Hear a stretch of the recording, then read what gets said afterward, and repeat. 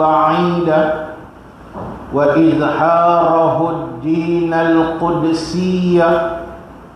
أشهد أن لا إله إلا الله وحده لا شريك له المنتقم الجبار. وأشهد أن محمدا عبده ورسوله سيد الأبرار. اللهم فصل وسلم على هذا النبي الكريم وعلى آله وصحبه أجمعين.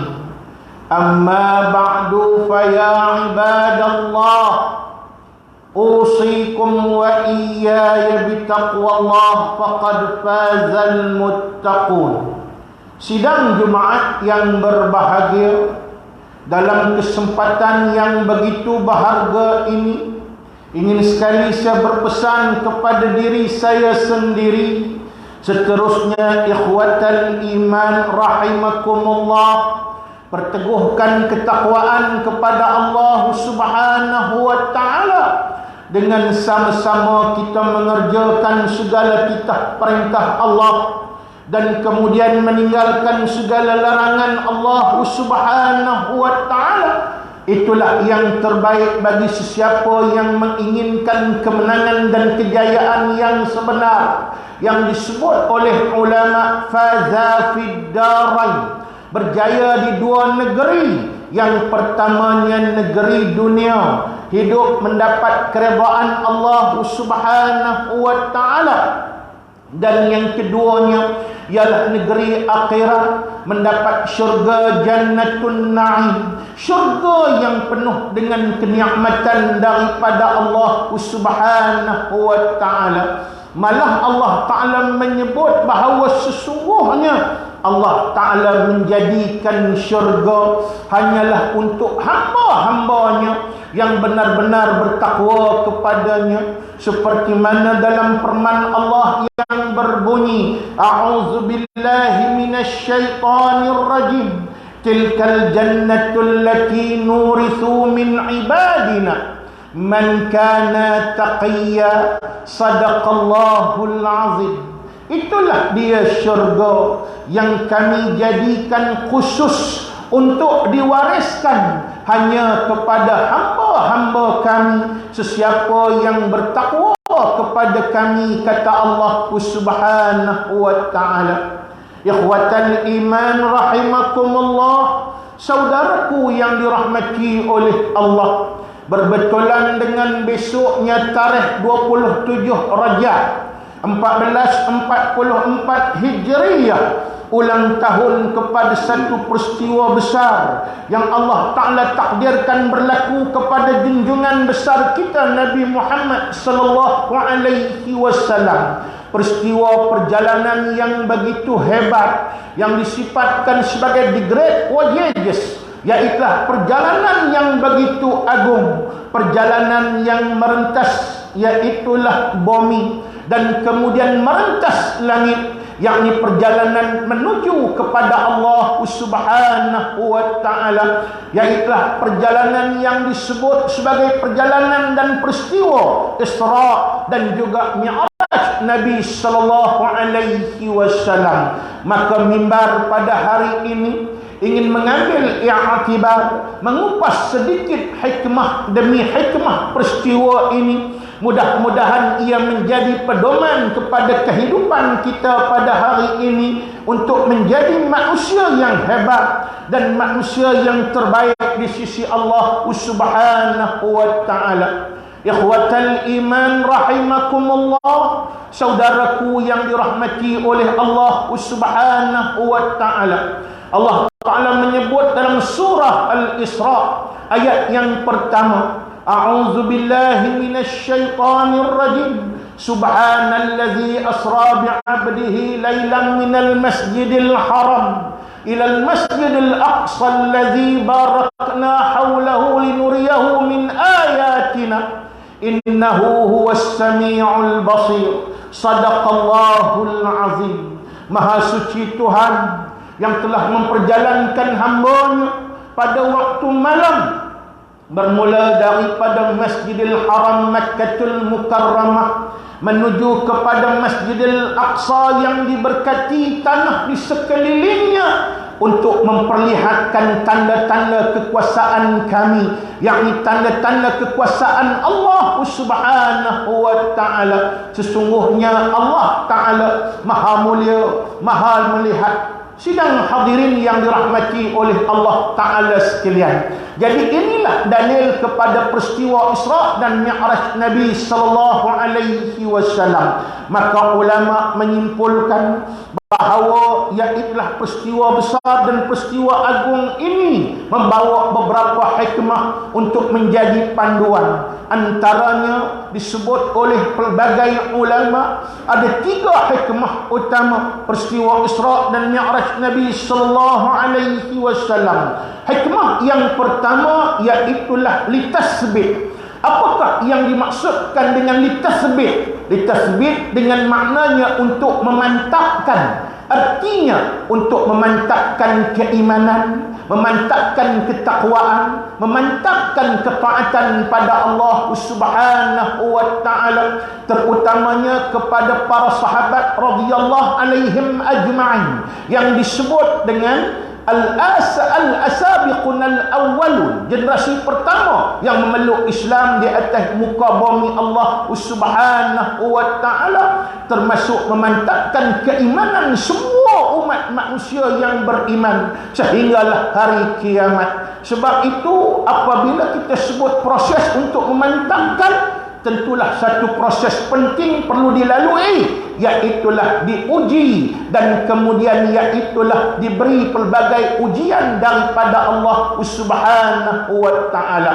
Contohnya para sahabat radhiyallahu alaihim ajma'in, permulaan Islam, mereka diuji dengan pelbagai ujian fizikal begitu teruk dan begitu dahsyat di atas muka bumi Allah. Kita mengkaji sejarah bagaimana peristiwa ujian yang ditimpakan ke atas Bilal, begitu juga Sumayyah dan keluarga Yasir, dan juga beberapa orang sahabat-sahabat utama yang lain. Ujian begitu dahsyat ditimpakan oleh Allah kepada mereka melalui pelbagai orang-orang yang menyiksa di kalangan puak Quraisy, tetapi iman mereka sempurna, tidak menjadi cacat celah iman mereka, maka tetap mempertahankan keimanan pada Allah Subhanahu wa ta'ala.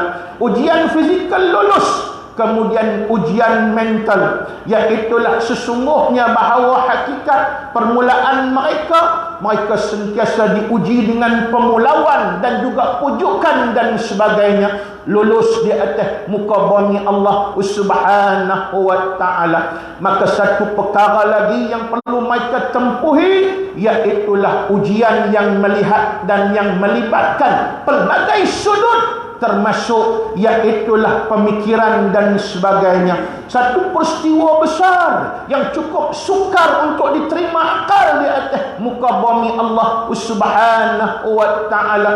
Tuhan jadikan peristiwa ini menunjukkan bahawa sesungguhnya untuk melihat sahabat-sahabat ini dengan ujian yang terakhir, ujian yang begitu dahsyat bagi mereka. Maka kita boleh melihat sejarah menyebut ada sahabat yang cekal imannya walaupun diuji dengan peristiwa besar ini, seperti mana Sayyidina Abu Bakar radhiyallahu anhu. Beliau mendapat gelaran As-Siddiq apabila diberi berita ini kepada beliau oleh Mat'am bin Ubay, salah seorang tokoh utama puak Quraisy, dengan tujuan untuk menjadikan Sayyidina Umar ini kufur, meninggalkan Nabi sallallahu alaihi wasallam.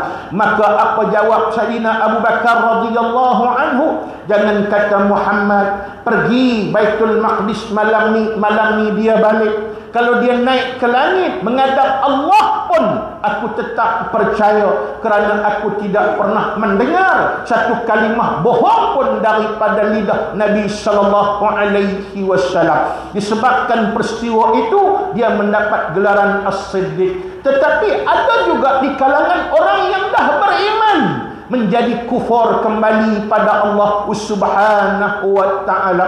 Maka orang-orang ini ialah orang-orang yang gugur di sebalik ujian daripada Allah Subhanahu wa ta'ala.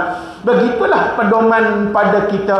Jangan kita bermimpi boleh dengan mudah menyatakan kita beriman, dengan mudah kita menyatakan kita orang yang sempurna dalam perjalanan menuju kepada Allah sebelum kita ditimpakan pelbagai ujian daripada Allah Subhanahu wa ta'ala. Apabila kita sudah menempuh ujian, kita berjaya dengan ujian tadi, barulah kita boleh mendabik dada dengan mudah di atas muka bumi Allah Subhanahu wa ta'ala. Firman Allah yang berbunyi Alif Lam Mim, ahasiban nas an yutraku an yaqulu amanna wa hum la yuftanun. Sadaqallahul azim. Alif Lam Mim. Adakah dengan mudah manusia menyangka kami akan membiarkan mereka mendabik dada mengatakan kami beriman, sedangkan mereka belum diuji oleh Allah Subhanahu wa ta'ala. Hadapilah ujian dengan terbaik, minta pertolongan daripada Allah, insya-Allah kita akan berjaya. Mudah-mudahan kita akan mendapat kemenangan sejati daripada Allah Subhanahu wa ta'ala. Ikhwatal iman rahimakumullah. Yang keduanya, litakrim, untuk memuliakan. Allah Ta'ala menzahirkan kemuliaan yang pertamanya, kemuliaan manusia, melalui iaitulah perlambangan utama perjalanan ini diwakili oleh tiga makhluk Allah. Iaitulah yang pertama manusia, yang keduanya malaikat Jibril dan juga Mikail, dan kemudian binatang diwakili oleh Burak. Dalam perjalanan hebat ini, binatang hanya setakat Baitul Maqdis, dan kemudian malaikat iaitulah Jibril dan juga Mikail setakat Sidratul Muntaha. Tetapi yang benar-benar dapat menghadap kepada Allah hanyalah junjungan besar kita Nabi Muhammad sallallahu alaihi wasallam. Ini membawa makna manusia kalau dia pandai menggunakan peluang dengan sebenarnya untuk menjadi makhluk yang paling hebat, maka dia akan menjadi lebih hebat daripada semua makhluk yang lain di atas muka bumi Allah Subhanahu wa ta'ala. Tetapi jika manusia itu mensia-siakan peluang ini, manusia akan menjadi makhluk yang paling hina, lebih hina daripada makhluk-makhluk yang lain di atas muka bumi Allah Subhanahu wa ta'ala. Sidang hadirin yang dirahmati oleh Allah, dan hikmah yang ketiga yang disebut oleh ulama iaitulah liisti'dadil quwwah, untuk menyediakan kekuatan kepada Nabi sallallahu alaihi wasallam. Sebab Nabi akan menjadi pemimpin agung kepada seluruh umat manusia di atas muka bumi Allah. Tentulah sebelum menjadi pemimpin, maka sesungguhnya perlulah diberi persediaan-persediaan yang hebat. Maka Nabi ditunjukkan dengan pelbagai peristiwa-peristiwa dalam perjalanan Nabi sallallahu alaihi wasallam. Antara salah satu peristiwa itu, Nabi diperlihatkan dengan contohnya, ada seorang manusia yang ia sedang menanggung kayu api yang begitu berat. Apabila ia berjalan, ia melihat satu longgokan kayu api lagi. Maka dia berusaha untuk ambil longgokan kayu api tadi untuk dibubuh di atas belakangnya, walaupun bebannya sudah berat. Ini perumpamaan bagi manusia yang begitu gilakan jawatan dan kedudukan di atas muka bumi Allah Subhanahu wa ta'ala. Walaupun sudah ada satu jawatan yang begitu berat, melobi sungguh-sungguh untuk mendapat iaitulah jawatan yang lain, sedangkan kedudukan pangkat dan juga iaitulah artinya satu-satu jawatan itu begitu berat. Dan kita kena ingat satu perkara, kedudukan dan jawatan ini bukanlah satu privilege, bukan satu keistimewaan, tetapi sesungguhnya satu amanah dan tanggungjawab daripada Allah Subhanahu wa ta'ala. Dan besoknya golongan pemimpinlah yang paling banyak dan juga iaitulah paling panjang masanya untuk berjawab di hadapan Allah Subhanahu wa taala, seperti mana kata Nabi sallallahu alaihi wasallam kepada Sayyidina Abu Dzar Al-Ghifari, innaha amanatun wa innaha khizyun fil yaumil qiyamah illa man haqqaha walladhi adda ma fiha aw kama qal.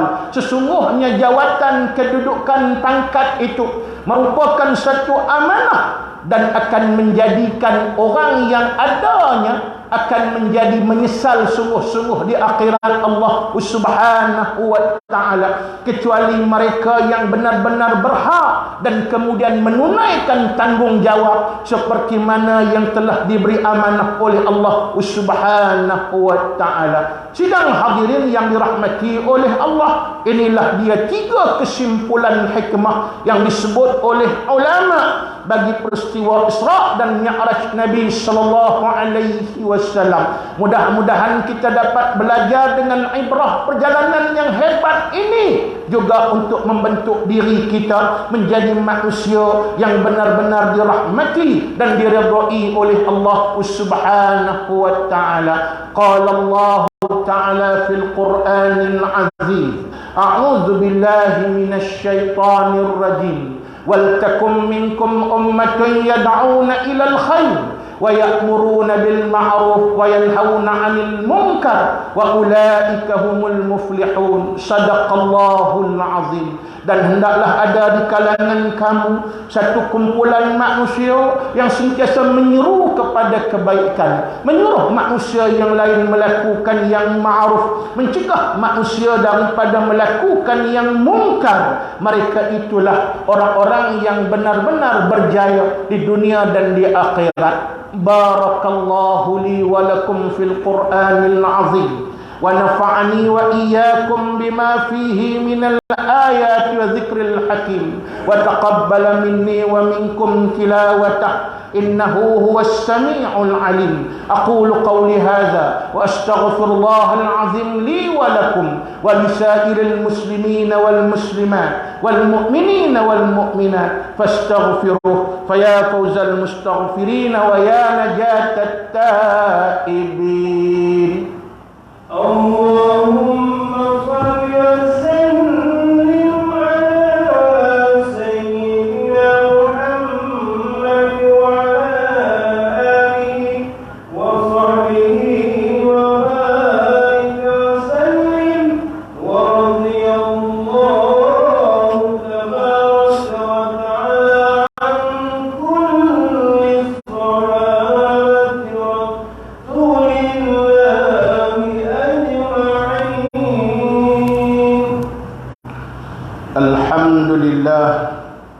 الحمد لله الذي وفق المؤمنين إلى طاعته وتجلى عليهم بنعمته وألف بين قلوبهم فأصبحوا بنعمته إخوانا. أشهد أن لا إله إلا الله وحده لا شريك له وأشهد أن محمدا عبده ورسوله سيد الجن والبشر. اللهم فصل وسلم على هذا النبي الكريم وعلى آله وصحبه أجمعين. أما بعد فيا معشر المؤمنين اتقوا الله حق تقاته ولا تموتن إلا وأنتم مسلمون. قال الله تعالى في القرآن العزيز أعوذ بالله من الشيطان الرجيم الذين يستمعون القول فيتبعون أحسنه أولئك الذين هداهم الله وأولئك هم أولو الألباب. صدق الله العظيم. Sidang Jumaat yang berbahagia, minggu ini kita sedang berada pada minggu terakhir bulan Rajab. InsyaAllah Sya'ban akan menyusul kemudian Ramadan. Pastikan diri kita merebut peluang sungguh-sungguh sepanjang bulan ini yang dianugerahkan oleh Allah khusus kepada umat Muhammad sallallahu alaihi wasallam untuk lipat gandakan amalan dan taat kita pada Allah Subhanahu wa taala. Teruskan perjuangan yang telah dimulakan oleh Nabi sallallahu alaihi wasallam, iaitulah iqamatud din wa siyasatud dunya biha, iaitulah sesungguhnya dirikan agama Allah dan tadbirlah muka bumi ini dengan acuan agama Allah Subhanahu wa taala, dan iaitulah hidupkan sunnah Nabi sallallahu alaihi wasallam. Antara sebesar-besar sunnah Nabi sallallahu alaihi wasallam iaitulah jadikanlah diri kita sebagai manusia yang bersaudara. Umat Islam kena bersatu padu. Pada hari ini kalau umat Islam tidak bersatu padu, maka akan mudah diperkotak-katikkan oleh golongan-golongan yang lain di atas muka bumi Allah. Maka disebut oleh Allah, innamal mu'minuna ikhwah, hanya sahaja orang yang beriman itu bersaudara. Perpaduan umat Islam hendaklah diikat dengan tali Allah, iaitulah wa'tasimu bihablillahi jami'an wa la tafarraqu, dan hendaklah kamu semua berpegang teguh dengan tali Allah, janganlah kamu berpecah belah. Apakah dia tali Allah? Al-Quran dan sunnah Nabi sallallahu alaihi wasallam. Dan pada hari Jumaat yang penuh dengan keberkatan ini, hidupkan selawat pada lidah kita. Mudah-mudahan kita akan mendapat syafaatul uzma di akhirat Allah Subhanahu wa taala. Qala Allah taala fil Qur'anil aziz, a'udzu billahi minasy syaithanir rajim. Innallaha wa malaikatahu yusholluna 'alan nabi ya ayyuhallazina amanu sallu 'alaihi wa sallimu taslima. Shadaqallahul azim. Allahumma salli 'ala Muhammad wa 'ala ali Muhammad كما صليت على إبراهيم وعلى آل إبراهيم وبارك على محمد وعلى آل محمد كما باركت على إبراهيم وعلى آل إبراهيم في العالمين إنك حميد مجيد. اللهم اغفر للمسلمين والمسلمات والمؤمنين والمؤمنات الأحياء منهم والأموات إنك سميع قريب مجيب الدعوات يا قاضي الحاجات يا رب العالمين. اللهم اجعل هذا البلد آمنا مطمئنا. اللهم أصلح أئمتنا وولاة أمورنا واشمل اللهم بعنايتك وتوفيقك جلالة الملك مولانا الأمين الكريم السلطان صالح الدين ابن المرحوم السلطان بدليشة وولي وأهله دولي yang teramat mulia Tengku Syarafuddin Badlishah ibn Sultan Salihuddin wa jami'ul usratil malakiyah. Allahumma ansuril mujahidin fi kulli makan wa fi kulli zaman. Allahumma a'izzal islam wal muslimin واخذل الكفرة والمبتدعة والمشركين ودمر أعداءك أعداء الدين. اللهم شتت شملهم ومزق جمعهم وقلل عددهم واكتب اللهم السلامة والعافية علينا وعلى عبيدك الحجاج والغزاة والزوار والمسافرين والمقيمين في البر والبحر من المسلمين. وقنا شر الظالمين وقنا شر الظالمين وقنا شر الظالمين وانصرنا على القوم الكافرين وانصرنا على القوم المنافقين وانصرنا على القوم الفاسقين وانصرنا على القوم الظالمين واختم لنا يا ربنا منك بخير يا أرحم الراحمين. وصلى الله وسلم عليه والحمد لله رب العالمين. عباد الله إن الله يأمر بالعدل والإحسان وإيتاء ذي القربى وينهى عن الفحشاء والمنكر والبغي يعظكم لعلكم تذكرون. فاذكروا الله الذي يذكركم واشكروه على نعمه يزدكم واسألوه من فضله يعطكم ولذكر الله أكبر والله يعلم ما تصنعون. أقيموا الصلاة.